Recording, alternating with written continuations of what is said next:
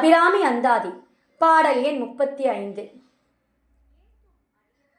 திங்கட்பகவின் மனம் நாரும் சீரடி சென்னி வைக்க எங்கட்கொருதவம் எய்தியவா எண்ணிறந்த விண்ணோர் தங்கட்கும் இந்த தவம் எய்துமோ தரங்கக் கடலுள் வெங்கட்பணியனை மேல்துயில் கூறும் விழுப்பொருளே. பாடல் வழியாக பார்ப்போம்.